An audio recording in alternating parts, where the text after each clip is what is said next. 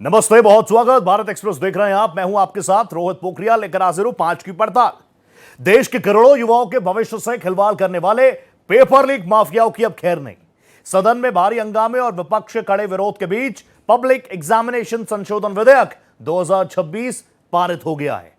एक तरफ सरकार इसे युवाओं के भविष्य का सुरक्षा कवच बता रही है, तो वहीं दूसरी ओर इस पर सियासी घमासान छिड़ा हुआ है। सदन के भीतर चर्चा के दौरान leader of opposition Rahul Gandhi ने सरकार को घेरा, तो किरेन रिजिजू ने तीखा पलटवार किया और सबूत की मांग कर डाली। अब सवाल यह है कि क्या 10 साल की सजा और 10 करोड़ रुपए तक के जुर्माने वाला यह नया कानून माफियाओं की कमर तोड़ पाएगा, या सिर्फ यह सियासत का अखाड़ा बनकर रह जाएगा? इसी पर करेंगे सार्थक चर्चा। जुड़ेगा बड़ा पैनल, उससे पहले ये रिपोर्ट।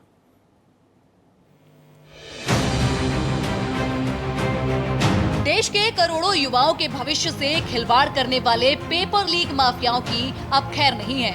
लोकसभा में भारी हंगामे और विपक्ष के कड़े विरोध के बीच में बहुप्रतीक्षित पब्लिक एग्जामिनेशन संशोधन विधेयक 2026 ध्वनि मत से पास हो गया है। इस नए और सख्त कानून के आते ही नकल माफियाओं की अब नींद उड़ गई है, लेकिन संसद के भीतर इस बिल पर सियासी संग्राम पूरी तरह चरम पर दिखा। चर्चा की शुरुआत होते ही सदन का सियासी पारा हाई हो गया। नेता प्रतिपक्ष राहुल गांधी ने सरकार को आड़े हाथों लेते हुए तीखे सवाल दागे। That the so-called home minister of this country does not have the courage to come and sit here. He does not have the courage to come and sit here. Sir, please. I saw the home minister, sir. Carcade. Sir, I saw the carcade. 30 cars. With the home minister sitting inside the car. Like that. Looking. ऐसा कल बताया गया कि FOMO, fear of missing from action, और इसलिए ये जाकर के वहां बैठे। और फिर जब इन्हें उठाया गया तो जो इन्होंने दृश्य वहां पर दर्शाया अपने उठाए जाने का, तो क्या वो गालिब का शेर है कि बड़े बेगैरत होकर तेरे कूचे से हम निकले, बड़े बेआबरू होकर तेरे कूचे से हम निकले, बहुत निकले मेरे अरमान, लेकिन फिर भी कम निकले। राहुल गांधी के बयान पर सरकार की तरफ से संसदीय कार्य मंत्री किरेन रिजिजू ने तुरंत मोर्चा संभाला। रिजिजू ने बेहद आक्रामक अंदाज में पलटवार करते हुए कहा कि आपने कहा कि गृह मंत्री ने आदेश दिया, आप सदन में उसकी कॉपी दिखाएं। अभी जो शब्द मैं ये मानता हूँ कि राहुल गांधी बहुत तरीके से ऐसा शब्द यूज कर रहे हैं, वो एक स्टूडेंट के नाम से ऐसा शब्द का इस्तेमाल कर रहे हैं। वो इस्तेमाल तो वही कर रहे हैं ना, राहुल गांधी जी ही कर रहे हैं। वो नाम ले रहा है स्टूडेंट का, स्टूडेंट का नाम नहीं बोल रहे हैं, लेकिन स्टूडेंट का नाम से इन्होंने जो शब्द यूज किया है वो अनपार्लियामेंट्री वर्ड है। हंगामे और नारेबाजी के बीच सरकार ने ये साफ कर दिया कि युवाओं के हक पर डाका डालने वालों को किसी भी कीमत पर बख्शा नहीं जाएगा।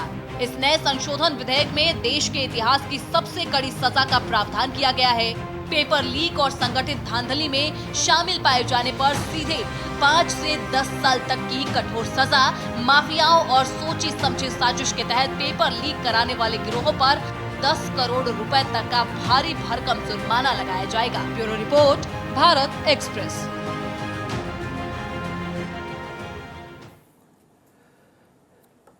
तो देखिए, मॉनसून सेशन चल रहा है, सत्र चल रहा है, कोई बात नहीं, बीच बीच में थोड़ा अग्रेशन आ रहा है, हीटेड मूवमेंट्स हो रहे हैं, अच्छा लग रहा है, लेकिन कम से कम फैक्ट्स पर सबको रहना चाहिए। चाहे सत्ता पक्ष की तरफ से अगर फैक्ट्स रखे जा रहे हो तो वो बिल्कुल वेरीफाइड हो, क्योंकि सदन में सारी चीजें रिकॉर्ड पर रहती हैं। यही जिम्मेदारी विपक्ष के चेहरों को भी। लेकिन अच्छी बात है, लेकिन बड़ी बात यह है कि इसके बाद क्या वाकई जिस प्रॉब्लम को, जो सिस्टम की बात हम लोग कर रहे हैं, सिस्टम में सर्जिकल स्ट्राइक हो जाएगी कैसे?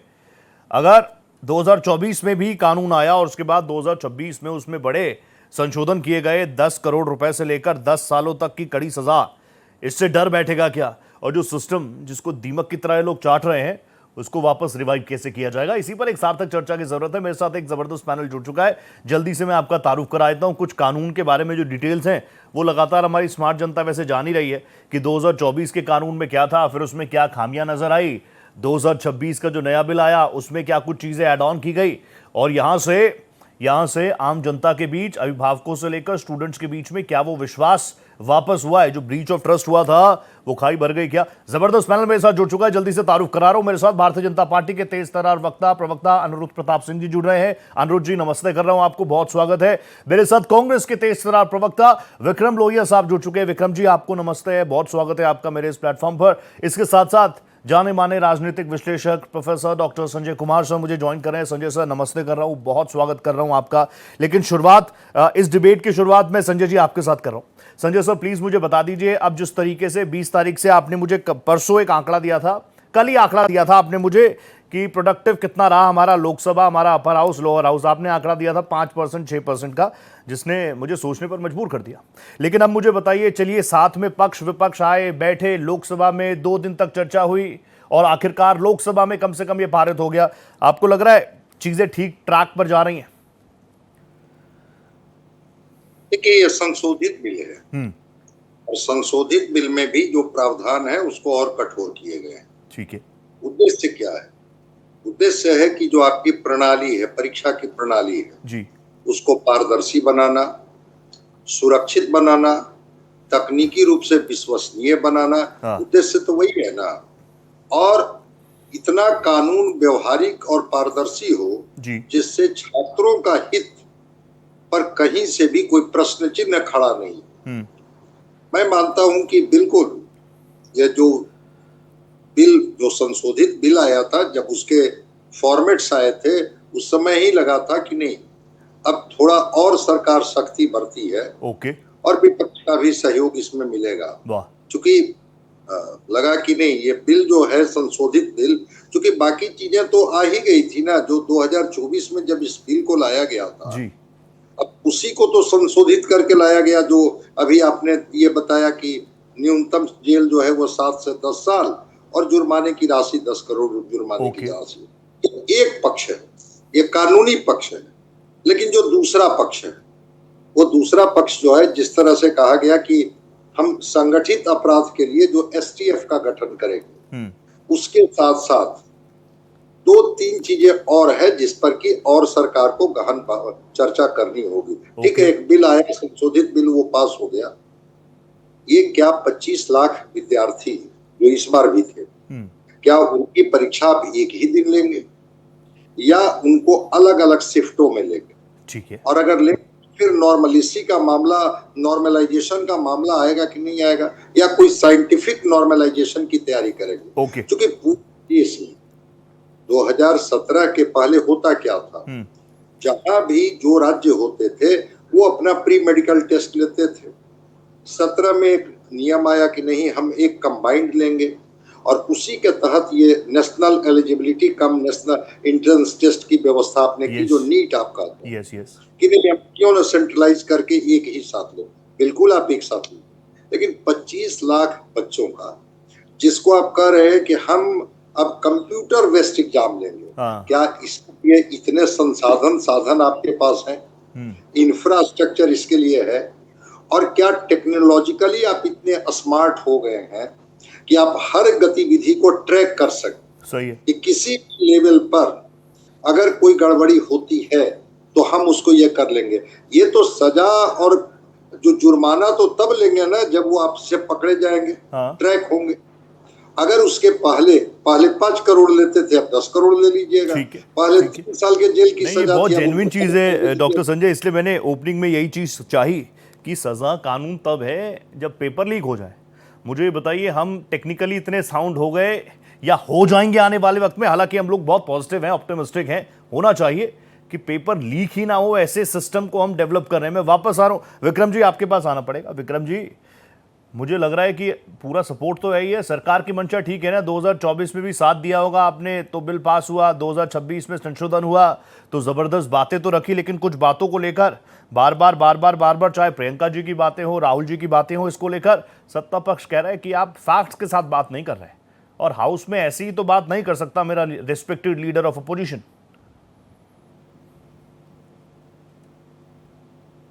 बड़ी गंभीर बात है। अभी जितेंद्र सिंह जी एक शेर सुना रहे थे मुझे, राहुल गांधी जी को जब उठाया गया वहां से पीएम हाउस के बाहर से, तो बड़े बेआबरू होके कूचे से तेरे निकले। मैं जितेंद्र सिंह जी के लिए एक गाना याद दिला दूं, लोहा फिल्म का गाना है, आपने सुना होगा। तेरी हस्ती है क्या तू क्यों मिटाएगा, तेरी हस्ती है क्या तू क्या मिटाएगा, तू सर गरीबों का क्या झुकाएगा। ये आज के अमरीश पुरी हैं, ये 2026 के अमरीश पुरी हैं। इनको बता दिया जाएगा छात्रों की आवाज भी और किसानों की आवाज भी इस देश के अंदर बुलंद थी और बुलंद ही रहेगी। तो लोहिया जी, अमरीश पुरी जी तो अच्छे एक्टर थे। मोदी की गारंटी की, मैं बोल रहा हूं, अभी सुनिए, मैं मोदी की गारंटी की भी गारंटी हुआ करती थी एक जमाने में। कहा जाता था ये भाजपा के जितने भी नेता हैं पूरे उसमें कहते थे मोदी की गारंटी की भी गारंटी है। वो कहां गई वो गारंटी, कहां गया वो ड्रोन जिससे वो देख लिया करते थे, कहां गया वो मैं समय को समय से पहले भाप लेता हूं, ये कहां गई वो बातें मोदी की। मैं भी चौकीदार तू भी चौकीदार, सारा देश चौकीदार हो गया था। अगर चौकीदार ही चोरी करवा रहा है तो फिर चौकीदारी तो जिम्मेदार है।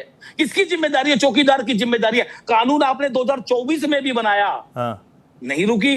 एनटीए का गठन किसने किया? आपने किया। नहीं पेपर चोरी रुकी। पेपर लीक नहीं है, पेपर चोरी है। उसकी आड़ में धंधा है, जिसको ये ना कहा जाए कि पेपर लीक है। पेपर खाली लीक नहीं है, पेपर लीक की आड़ में गोरख धंधा है। इन्हीं लोगों का, इन्हीं संघियों का धंधा चल रहा है पेपर लीक का। उसमें करोड़ों रुपए की वसूली, करोड़ों रुपए की कमाई चल रही है। खाली इतना कह करके पल्ला नहीं झाड़ा जा सकता कि पेपर लीक है, पेपर लीक है।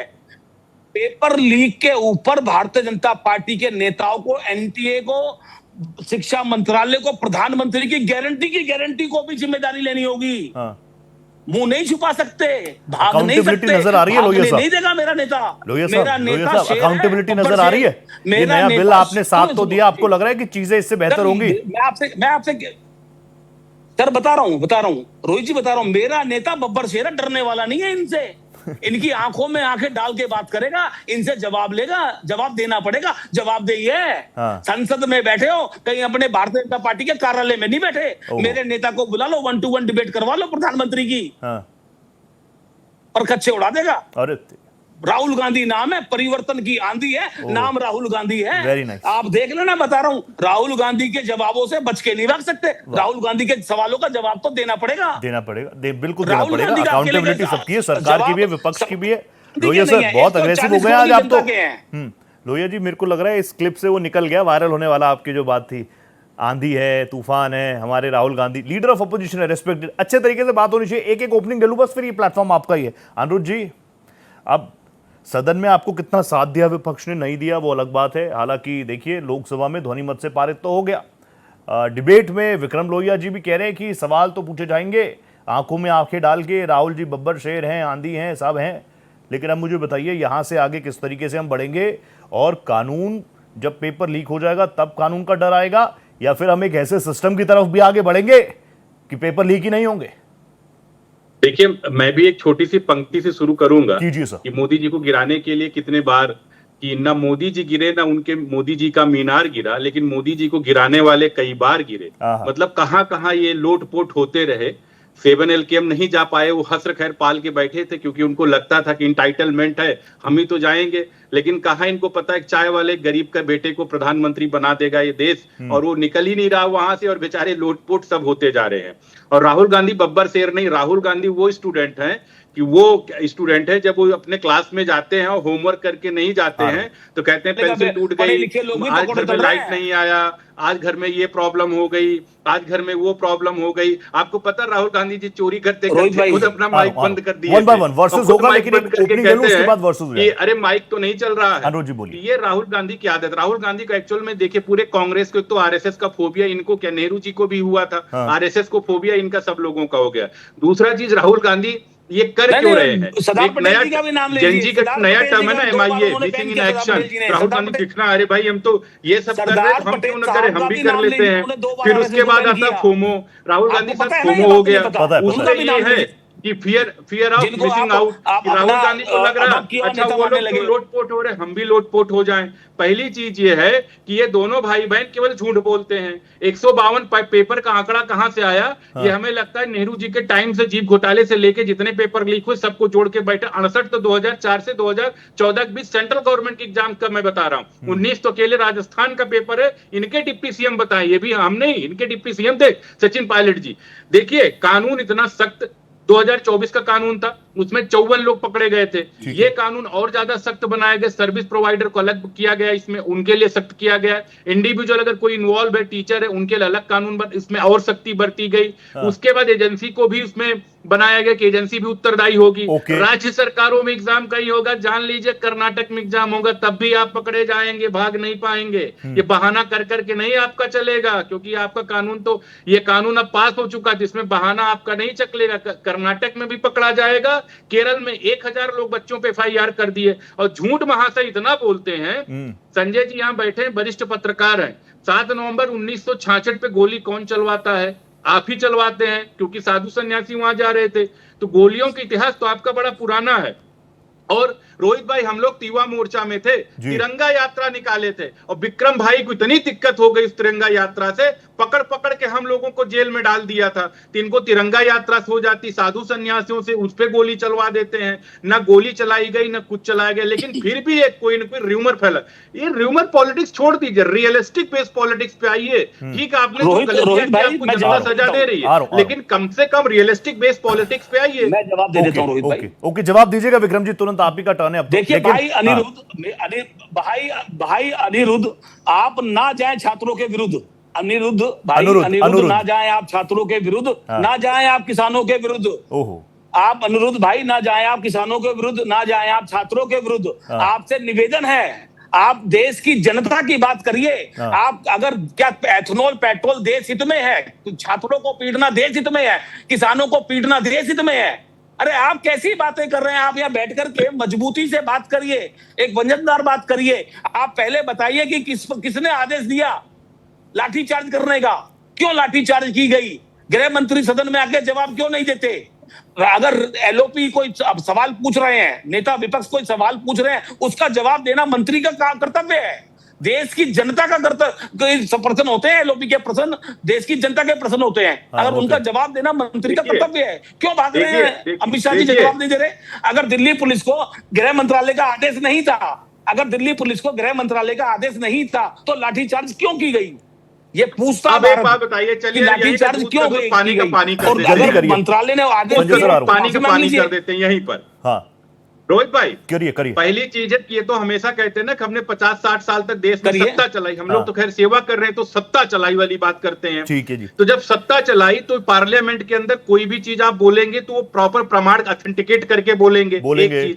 दूसरी चीज होती, कहीं पे कुछ भी अगर बवाल हो रहा, कुछ भी चल रहा, तो वहां एक लोकल मजिस्ट्रेट होता है। लोकल मजिस्ट्रेट के हाथ में पावर होती है, उसको कैसे मैनेज करना है। सिंपल से एग्जांपल यही मैं दे रहा हूं। आप इस डिबेट को मॉडरेट कर रहे हैं, ये हो हल्ला कर रहे कांग्रेस के लोग। अब कांग्रेस के लोग जब हो हल्ला करेंगे तो मॉडरेट आप कर रहे हैं, तो आपकी रिस्पॉन्सिबिलिटी होगी इसको मैनेज करना। कि आप जाएंगे कि भारत एक्सप्रेस के बोर्ड में पहले डिसीजन लेंगे, वहां पूछेंगे कि भाई विक्रम लोहिया जी को बंद किया जाए ना, अगर जरूरत पड़े विक्रम लोहिया जी को बाहर कर दिया जाए, क्योंकि हो हल्ला कर रहे हैं। और दूसरा चीज ये है, किसानों के विरुद्ध, जनता के विरुद्ध, ये हर चीज के विरुद्ध है। केवल राहुल गांधी की आदत है। राहुल गांधी जी की प्रॉब्लम क्या है? उनको लगता है उधार का सरनेम लिए हम महात्मा गांधी हो जाएंगे, झूठ परोसने का काम करेंगे अनिरुद्ध भाई। ऐसा नहीं करना चाहिए। झूठ परोसेंगे अनिरुद्ध जी। अनिरुद्ध जी, नाम छोड़िए, काम की बात करेंगे। प्रधानमंत्री जी भी कहते रहे ये नामदार है, हम कामदार हैं, काम की बात करेंगे। आप दोनों का हो गया, मैंने वर्सेस में भी बीच में नहीं बोला, मैं वापस आऊंगा लोहिया सर।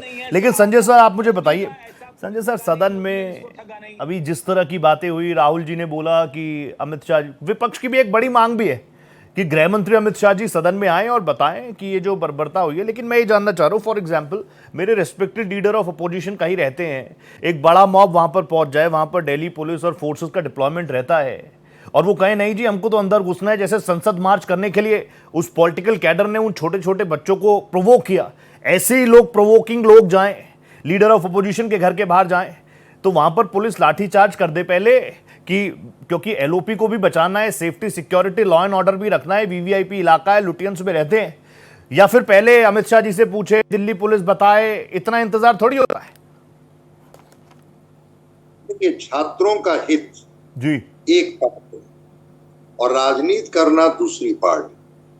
अगर आप राजनीति कर रहे हैं तब तो फिर राजनीति करने से कौन रोक सकता है, पूरा राजनीति करने का अधिकार है। हाँ।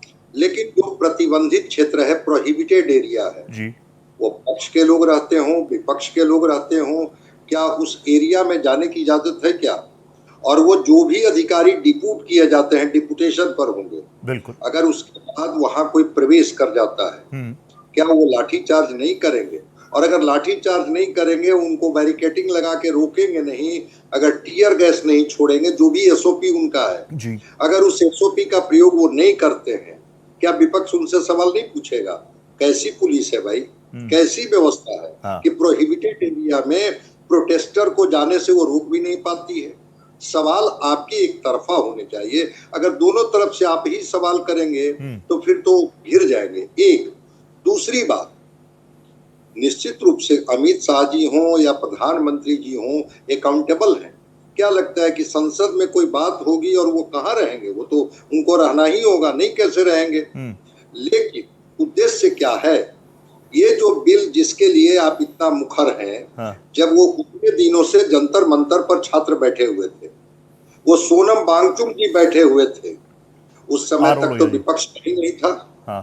विपक्ष की कोई भूमिका नहीं थी। ठीक है। वो गांधी की प्रतिमा से गए थे ताकत लेने कि भाई अहिंसा के पुजारी गांधी हमें ताकत देंगे। ठीक है। जंतर मंतर पर गए थे राहुल गांधी जी। क्या मैं किसी के पक्ष में नहीं बोल रहा, लेकिन मैं कह रहा हूं कि एक विपक्ष के नेता के तौर पर एक बड़ी जिम्मेवारी है। हाँ। सत्ता को हमेशा सवालों से घेरना। हाँ। बिल्कुल घेरी, लेकिन आप भटकिए मत। ठीक है। फिर उस सवाल में राजनीति को जब आप ले आइएगा तो फिर आपकी व्यक्तिगत इच्छा आकांक्षा झलकने लगेगी। मैं कह रहा हूं कि अभी भी सवाल है, विपक्ष उस पर फोकस्ड रहे ना कि क्या सरकार के पास डिजिटल इंफ्रास्ट्रक्चर हो गया। हाँ। जिसमें छात्रों की परीक्षा बिल्कुल, एनटीए केवल एक ही परीक्षा नहीं लेती है, वो साल में 20 तरह की परीक्षाएं लेती हैं। वो केवल नीट का पेपर लीक रुक जाएगा इससे परीक्षाएं फेयर होने लगेगी, ऐसी बात नहीं है। ठीक है। क्या साइबर सिक्योरिटी की पूरी व्यवस्था सरकार कर ली? सवाल पूछने के लिए विपक्ष के पास 1000 सवाल हैं। हाँ। जहां से छात्र भी जुड़ेंगे, उनसे यूथ भी देश का जुड़ेगा। कि हमारा इतना मजबूत विपक्ष है कि सत्ता को बिल्कुल संतुलित किए हुए है कि इन गिरोहों से अगर कोई बचाया हमें तो ये इसके लिए विपक्ष जिम्मेवार है। लेकिन आप उसमें राजनीति का फूट डालने लगिएगा तो फिर तो आप खुद घिर जाइएगा। नहीं, ये क्लैरिटी, मुझे आपकी क्लैरिटी बहुत पसंद है संजय सर। मैं एक दो बात और कह के बात को खत्म कर देता हूं। बोलिए सर, बोलिए। केंद्रों के चयन के लिए जो सख्त मानक है, क्या सरकार ने कर लिया? अभी जो आउटसोर्सिंग की बात हो रही थी, एनटीए जितना आउटसोर्सिंग कराती है, क्या आउटसोर्सिंग अब कम होंगे? ओके। या सीमित करने की कोशिश होगी?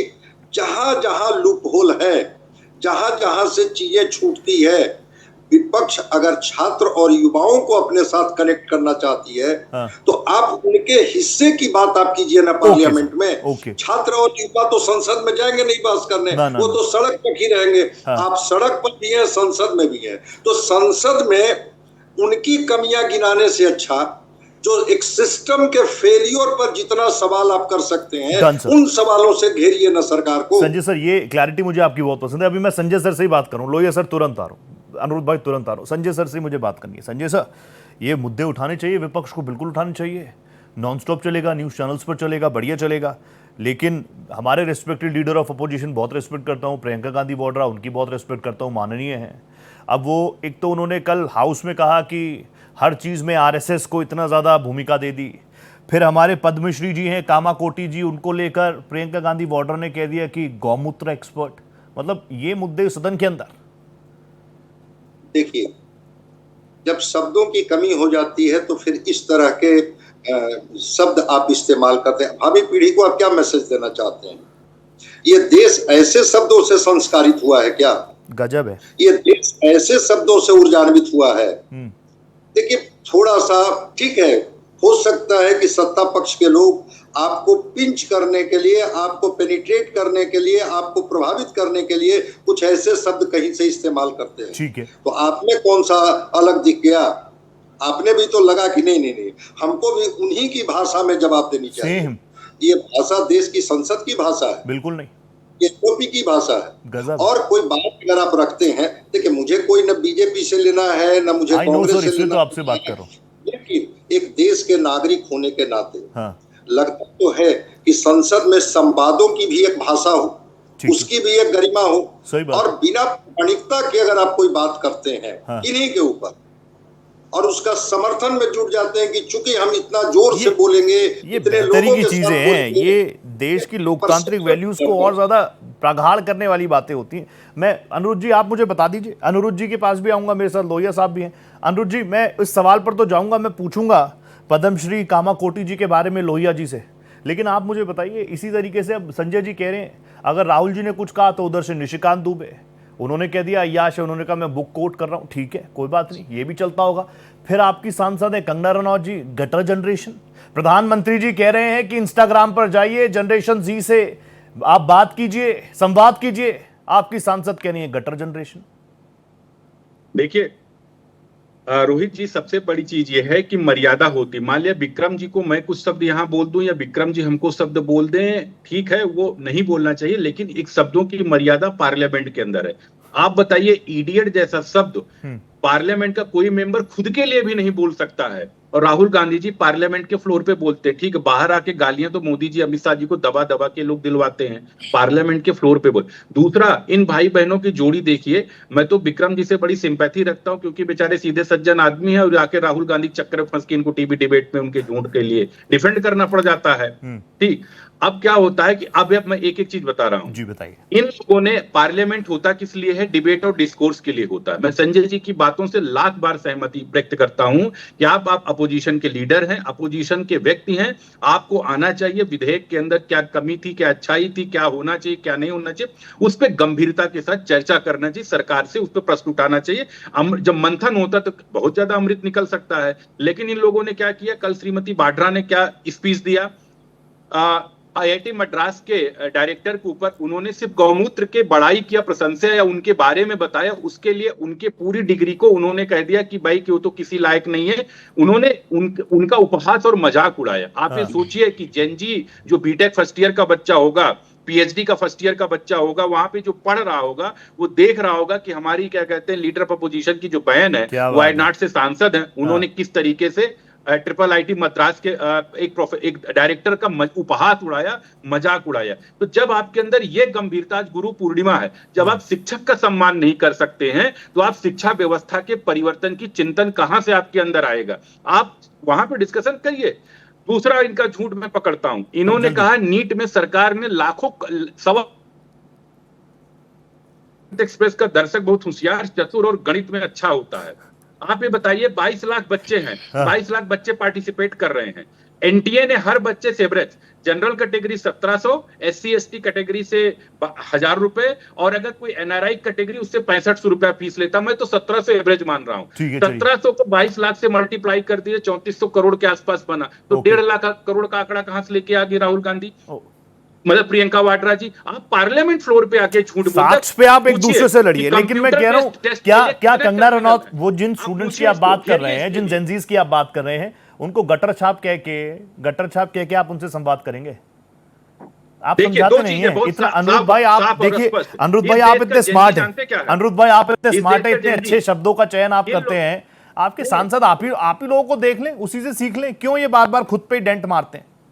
नहीं रोहित भाई, इस देश का जेनजी देखिए, क्या कहते हैं, स्टार्टअप इंडिया जब कार्यक्रम शुरू हुआ तो मुश्किल से 100 भी स्टार्टअप नहीं थे 2014 में। इसी देश के जेनजी ने 1.5 लाख से ज्यादा स्टार्टअप बना दिया। आज कॉमनवेल्थ गेम में जो पुरस्कार लेके आ रहे हो, जितने भारत का नाम रोशन कर रहे हैं, भारत का नाम जेनजी ही है। तो जेनजी का एक चीज ये भी है, लेकिन कुछ लोग जो बच्चे आते हैं, वो उनको भी संस्कार सीखना चाहिए। प्रधानमंत्री मोदी, अरे हमारा राहुल गांधी से कितनी भी दिक्कत हो जाए, लेकिन राहुल गांधी को मैं तर्कों के आधार पे घेरूंगा, राहुल गांधी गाली थोड़ो दे दूंगा। भाई कुछ भी हो, लीडर कंगना रनौत पे एक्शन होगा नहीं होगा, मैं गाली थोड़ा दे दूंगा। कंगना रनौत पे एक्शन होगा नहीं होगा, ये लोग तो बुरे हैं, इन्हें नहीं करेंगे, नहीं सीखेंगे। लोहिया जी को मैं गाली थोड़ा दूंगा, मैं तर्कों के आधार पे इसको घेरूंगा यहाँ पे। विक्रम जी, चलिए मैं थोड़ा सा जवाब दे देता हूं। विक्रम जी मुझे बताइए क्या मतलब आरएसएस से इतना ज्यादा प्रॉब्लम है? अब मैं आपको बता दूं, आप मेरे बहुत प्रिय हैं, आप जानते हैं, अनिरुद्ध भाई मेरे बहुत प्रिय हैं, संजय सर मेरे, मैं उनको गुरु के तौर पर ही देखता हूं, गुरु पूर्णिमा भी है। लेकिन लोहिया जी मुझे बताइए, ये मैं पंडित घराने से आता हूं, अब उसमें मेरा कोई हाथ नहीं था, मुझे वो मिला है, मैं अपने आप तो पैदा हुआ नहीं उस घर में, ठीक है सारी चीज़ें रही होंगी, ऊपर वाले का आशीर्वाद है। मेरे घर में गौमूत्र को बहुत पवित्र माना जाता है और वो होता ही है, लेकिन इतनी ज़्यादा प्रॉब्लम की सदन के पटल पर इस तरह से। और ये वी कामाकोटी जी है कौन, पहले आप मुझे बता दीजिए। मुझे नहीं पता, राहुल जी जानते हैं कि आप नहीं जानते हैं, प्रियंका दीदी जानती है कि नहीं जानती है, लेकिन मुझे लगता है आप पढ़े लिखे व्यक्ति हैं, आपकी मैंने बहुत सारी वीडियोस देखी हैं, आपको मैं देखता हूं, सुनता हूं, आप बहुत प्रबुद्ध व्यक्तियों में से एक हैं जो कांग्रेस प्रवक्ताओं में मुझे नजर आते हैं। आप मुझे बताइए कामाकोटी साहब है कौन? उनकी डेफिनेशन सिर्फ ये होगी कि गौमूत्र एक्सपर्ट। देखिए मैं आपसे एक छोटा सा वर्ड कहता हूं जी। अभी अनिरुद्ध भाई ने कहा कि गुरु का अपमान किया, ये बात अनिरुद्ध भाई आपके मुंह से शोभा नहीं देती। आज गुरु पूर्णिमा है, तमाम गुरुओं को नमन करता हूं, रोहित भाई आपके परिवार को, आपके कुटुंब को, संजय जी को, सबको प्रणाम करता हूं गुरु पूर्णिमा के दिन। लेकिन मैं पूछना चाहता हूं आदरणीय प्रधानमंत्री, यशस्वी प्रधानमंत्री साहब से, क्या गुरु का सम्मान करना कोई उनको सिखाएगा? अडवाणी जी की क्या दुर्गति कर दी, अपने गुरु की क्या हालत कर दी, आज उनको जाकर के पहले माफी मांगनी चाहिए अपने गुरु से। ये क्या बात? एक बात, दूसरी बात, आज राहुल गांधी जी, प्रियंका गांधी जी जो भी बात कहती हैं तथ्य के आधार पे कहती हैं। गोमूत्र आपकी आस्था का विषय हो सकता है, मेरी आस्था का विषय हो सकता है, किसी आस्था पे कोई, किसी की आस्था क्या है, आप किसी के ऊपर थोप नहीं सकते। एक बात नहीं थोप नहीं, लेकिन मेरी आस्था पे कोई सवाल भी नहीं उठाएगा। आप पहले मेरी बात सुनिए, आप मेरी बात सुनिए। राहुल गांधी जी शिव भक्त हैं, शिव मंदिर जाते हैं। मैं नहीं कह सकता जी आप राम मंदिर जाओ, मैं नहीं कह सकता जी राहुल जी शिव भक्त है, बिल्कुल मैं जानता हूं, हनुमान भक्त है। सुनो मेरी बात सुनो, अगर मैं वैष्णो देवी माता को मानता हूं तो मैं राहुल जी सुनिए, मैं हिंदू हूँ, मेरा नाम विक्रम लोहिया है, मैं तो जनेब नहीं पहनता, मैं तो जनेब नहीं पहनता, तो क्या मेरा हिंदू धर्म खत्म हो गया? विक्रम जी को फंसा दिया इस सब चीजों में। क्या मेरा हिंदू धर्म खत्म हो गया? मैं जनेब नहीं पहनता तो जरूर थोड़ी कि जनेब पहनने से आदमी हिंदू है।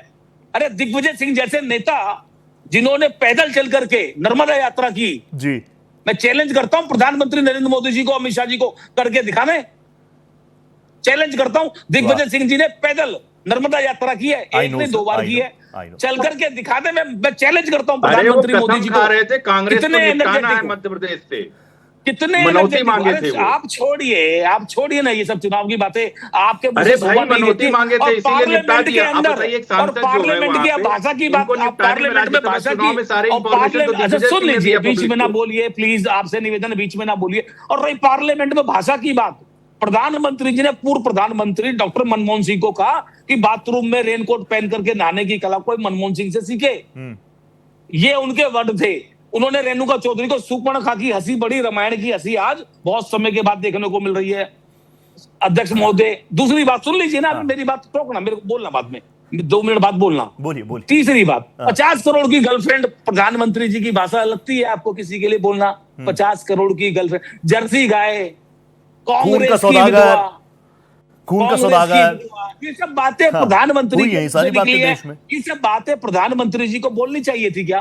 देखिए सारी बात क्या पढ़ाई लिखाई की बात है। अगर थोड़ा सा बुद्धिजीवी इंसान, हो सकता है राजनीति में कोई कम पढ़ा लिखा आदमी आगे निकल सकता है, कोई ज्यादा पढ़ा लिखा कम आगे निकल सकता है, लेकिन भाषा की मर्यादा सबकी होनी चाहिए, चाहे वो मेरी पार्टी के नेता हो या भाजपा के नेता हो। और रही बात आरएसएस की, आपने कहा आरएसएस से इतना परहेज क्यों है? मुझे परहेज आरएसएस से, जिसने 52 साल देश के तिरंगा नहीं फहराया अपने दफ्तर में, जिन्होंने, एक लड़के ने तिरंगा उनके दफ्तर में फहरा दिया, उसके खिलाफ एफआईआर करा दी, इन्होंने जाकर के दलाली की अंग्रेजों की आरएसएस वाले लोगों ने। तो मैं तो बोलूंगा, ठीक है, मुझे नफरत है आरएसएस से, मेरे नेता को नफरत है। हमने उनका चरित्र देखा है, हमने कामाकोटी जी से भी नफरत है लोहिया जी, कामाकोटी जी से भी नफरत है? कोई नफरत नहीं है, किसी से कोई नफरत नहीं है, लेकिन हम ये कहते हैं कि एकजुट होकर के, जो अभी बीजेपी के नेता ने बोला, आपने भी बोला रोहित जी शुरू में, कि भाजपा का पलटवार, कांग्रेस के पलटवार, जब स्टार्टिंग में आपने कहा हाँ, कि पार्लियामेंट में मेरे प्रोड्यूसर ने बताया मुझे। हाँ। तो मैंने पूछना है कि सभी लोगों को मिलकर के इनसे पूछना चाहिए, बेरोजगारी पे पलटवार क्यों नहीं हुआ, महंगाई पे पलटवार क्यों नहीं हुआ, बाल सुरक्षा पे पलटवार क्यों नहीं हुआ, महिला सुरक्षा पे इन्होंने क्यों पलटवार नहीं किया, क्यों ना अपराधियों को बंद किया, क्यों आज दिल्ली के अंदर ये हालात है, देश के अंदर ये हालात है, लोग ये नफरत की राजनीति का जन्म कैसे हुआ भाजपा के आने के बाद से, इन सब चीजों पे पलटवार की जरूरत है। आज अनपढ़, देखिए ये अभी इन्होंने कहा एक चाय वाला पीएम बना, मैं कहता हूं कांग्रेस के राज देखिए, एक चाय वाला सीएम भी बना और पीएम भी बना, और आज पढ़े लिखे इंजीनियर, जनता ने बनाया, लोकतांत्रिक व्यवस्था बड़े अधिकारी बनने के बाद बनाया। लेकिन मैं कह रहा हूं कामाकोटी जी के बारे में आप जानते कि नहीं जानते? आपने कहा कम पढ़ा लिखा, कितने पढ़े लिखे हैं आप जानते हैं उनको? देखिए निश्चित तौर पर, देखिए मेरी बात सुनिए, ये आप मेरे से सवाल पूछने की बजाय ये सवाल देश की जनता उनसे भी पूछती है, आपसे भी पूछती है, सबसे पूछती है। हम सबको एकजुट होकर इन छात्रों के लिए आवाज बुलंद करनी पड़ेगी रोहित भाई, 100%। क्यों नहीं कर रही? करनी पड़ेगी। अगर रोहित भाई एक बात बताइए, भाजपा के भी कुछ नेताओं की बच्चियों ने भी विरोध किया ना, किया ना, तो क्यों किया? देखिए सच्चाई ये है, अगर मोदी जी एक बहुत मजबूत विश्वगुरु प्रधानमंत्री हैं, तो पेपर लीक क्यों हो रहा है? ठीक है, ओके, पेपर लीक क्यों हो रहा है? और उस पेपर लीक के ऊपर मैं तो ये चाहता हूं कि मेरे शो में अब चीजें निकले तो कम से कम हर दिन एक चीज तो बस्ट हो जाए। अब पद्मश्री वी कामाकोटी जी कौन है? एक 20-30 सेकंड में अपने लिए भी ले लेता हूं। लोहिया जी, अनुरुद्ध जी, तुरंत आ रहा हूं आपके पास। ये कामाकोटी जी हैं कौन? वैसे तो अपने दर्शकों को बता दूं, पद्मश्री हैं कामाकोटी जी, और इनकी अचीवमेंट्स क्या है सुन लीजिए। MS in CSE from IIT Madras, PhD in CSE from IIT Madras, specialization in the area of computer architecture, information security and VLSI design। क्या क्या इनके अचीवमेंट्स और क्या क्या हैं, ना सिर्फ देश में, विदेशों में, दुनिया में इनका क्या कुछ नाम है वो बता रहा हूं। ये DRDO एकेडमिक एक्सीलेंस अवार्ड इनके पास है, Indian electronics and semiconductor association techno visionary award इनके पास है। बहुत लंबी फहरिस्त है भैया, बहुत लंबी फहरिस्त है। और ऐसे व्यक्ति की डेफिनेशन अगर सिर्फ इतनी चीज से हो जाएगी, अगर आप उसको डबल कोट करके कहेंगे, उस विटी सी स्माइल के साथ कहेंगे, with all due respect to my leader of opposition Rahul Gandhi, to Priyanka Gandhi Vadra, to everyone, लेकिन वी कामाकोटी जी का जो पूरा जीवन है उसको पढ़ेंगे, उनके अचीवमेंट्स को देखेंगे, तो मैं इस चीज के साथ वो डेफिनेशन नहीं जानी चाहिए थी। संजय सर, गलत कुछ कह दिया हो तो माफी चाह रहा हूं।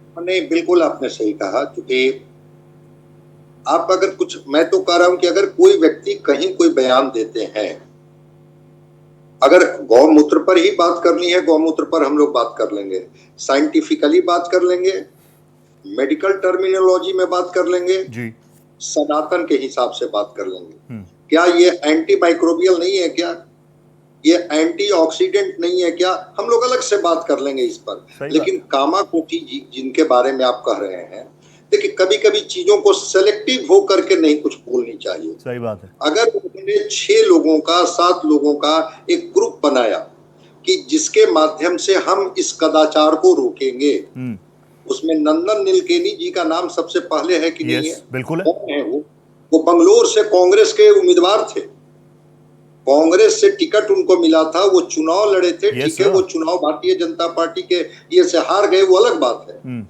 क्या वहां पर सरकार सिलेक्टिव हुई कि चूंकि नंदन नीलकेनी जी की जो पृष्ठभूमि है, वो पृष्ठभूमि तो बीजेपी की पृष्ठभूमि है, ओके, अनंत कुमार चूंकि उनको हरा चुके हैं, इसलिए कांग्रेस वाली पृष्ठभूमि वाले लोगों लगा कि नहीं, अगर वो टेक्निकल एक्सपर्ट के रूप में उनको ये मेधा है उनके पास, तो उनका सम्मान होना चाहिए। विपक्ष को भी, जो अभी आप बता रहे थे ना, 2001 से नंदन नीलकेनी पढ़ा रहे हैं मद्रास में कंप्यूटर साइंस, अभी 26 में हम लोग बात कर रहे हैं।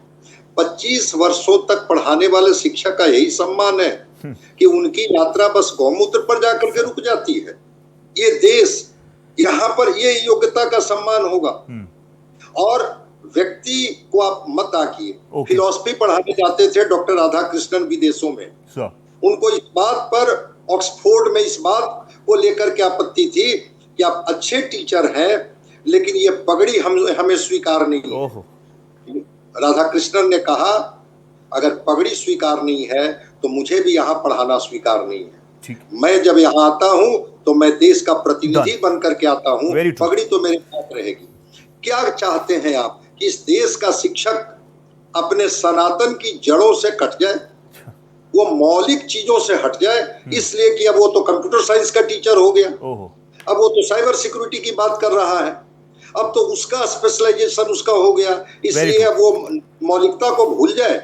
वहां पर थोड़ा संजीदगी की जरूरत है। पहले आप शिक्षक को समझिए, जिस दिन शिक्षक को ये देश समझने लगेगा, फिर ये विश्व गुरु बन जाएगा भारत। इसीलिए मैं चाह रहा था कि आप ही कंक्लूड करो। 39 हो गया, 20 सेकंड दे पाऊंगा अनुरोध जी, लेकिन मुझे बताइए सिस्टम पर बार कि नहीं? वो जो लीक माफिया जो बन बैठे हैं, जो पहले 5 करोड़ था तो अलग रेट में निकलता था पेपर, अब 10 करोड़ हो गया, तो ऐसा ना हो कि रेट बढ़ जाए। वो सिस्टम दुरुस्त होगा, उस पर सर्जिकल स्ट्राइक होगी। देखिए, सर्जिकल स्ट्राइक में तो मोदी सरकार माहिर है और राहुल गांधी किसी लिए बहुत दर्द होता। और कामाकोटी जी के बारे में एक सबसे अच्छा एग्जांपल है, उनके पास इतनी डिग्री है, गांधी खानदान पूरी डिग्री इकट्ठा कर ले तब भी उनकी डिग्री बराबरी नहीं कर पाएगा। एक चीज है। दूसरी चीज ये है कि राजनीतिक रूप से किसी के साथ सुन लीजिए, ये आरएसएस की बात कर रहे हैं, हमारे मात्र संगठन की बात कर रहे हैं। अगर इतना बुरा था तो नेहरू जी ने उसमें क्या कहते हैं 1962 के युद्ध के बाद परेड में क्यों शामिल किया था 26 जनवरी को? एक चीज। दूसरी चीज, आप ये बताइए नवीन जिंदल कोर्ट में कब गए थे? जबकि इंडिविजुअल कोई भी अपने यहाँ सोसाइटी में संस्था पे तिरंगा झंडा लहरा सकता, उसके पहले तिरंगा झंडा नहीं लहरा सकता था। पहली चीज को ये आप झूठ मत परोसी यहाँ बैठे। हमारी जो हमारे गीत है, जो गाने, वो हमारी आन बान शान है। लेकिन सनातन जिन जड़ों की बात संजय सर कह रहे हैं, वो भी सोचना पड़ेगा, कांग्रेस को उस दिशा में भी सोचना पड़ेगा, क्योंकि कई बार बातें बहुत अच्छी रहती हैं, लेकिन कुछ ऐसी चीज हो जाती है, कुछ प्रोवोकेटिव चीज ऐसी आ जाती है, सारी किए किराए पर पानी फेर देती है। बहुत धन्यवाद, वक्त इतनी इजाजत दे रहा है। अनुरोध भाई, pleasure having you, thank you so much. नमस्ते कर रहा हूं। Lohia sir, really pleasure having you, thank you so much. और Sanjay sir, thank you so much, आपने वक्त निकाला। गुरु पूर्णिमा की बहुत शुभकामनाएं। 5 की पड़ताल में आज उतना ही, लेकिन अब आप देख लीजिए, लोकसभा में तो चर्चा होकर आगे हो गया। अब इसके आगे क्या होगा आप जानते हैं। स्मार्ट जनता राज्यसभा में जाएगा, तभी कानून बनकर आगे बढ़ेगा। वहां का भी क्या कुछ हाल होगा वो भी आपको बताऊंगा। फिलहाल 5 की पड़ताल में इस खास चर्चा में मेरे साथ इतना ही। नमस्ते।